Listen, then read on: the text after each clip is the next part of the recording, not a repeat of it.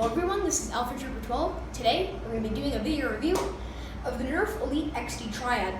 This is a 3-shot Smart AR bottom prime spring powered blaster from the N-Strike Elite XD line. Let's go ahead and get to the review, starting up with the front. On the front, this blaster does not feature N-Strike barrel lug. This is a front loading blaster, but these are the front loading barrels. To front load, you just easily push them like darts, like so, and the capacity is 3 rounds.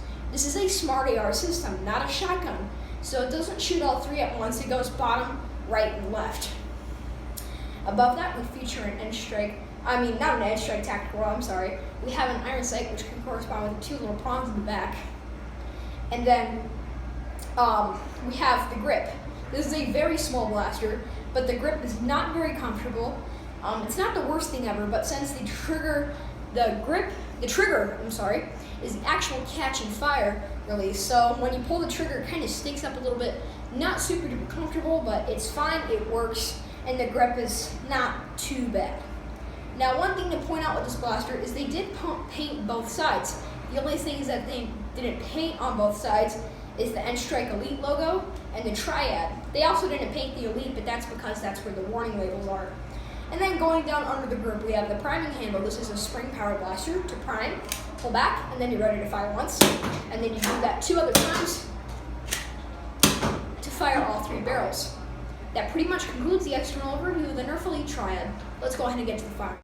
First, we're going to be firing some green Nerf Elite darts out of the Triad.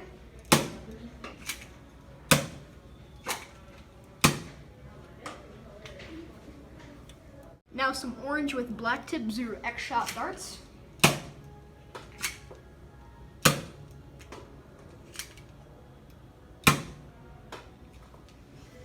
Alright, now that all 6 shots were fired off, let's go ahead and see what type of ranges we're getting. Our lowest shot is sitting at about 35 feet from the target, or the shooting area where we're shooting from. This is fired flat with used darts, by the way. Just wanted to clear that up. The middle here is the lowest shot from all of these. That is sitting at about 45, 50 feet, which is not bad either. And then our highest shot is right here, sitting at about 46 feet. So your average range is 40 to 45 feet on average, which is definitely not the 90 feet that they're saying with the packaging, but it's not very bad for a 3-shot Smart AR blaster. Now to the specs of the Triad.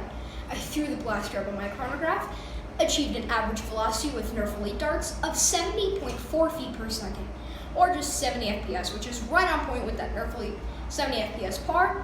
Throwing it up with 0x shot darts, achieved an average velocity of 69 feet per second, which is just a hair under that Nerf Elite 70 FPS par. So Elite darts are getting a little bit farther range, but not as good accuracy. Now, to the range. With Nerf Elite darts, got an average range of 45 to 50 feet, and with 0x shot darts, also got an average range of 45 to 50 feet, which is not the 90 feet they're showing on the packaging, but definitely not bad for a backup shot, or for 3 backup shots. Now, this is a Smart AR system blaster. I forgot to point this out in my review.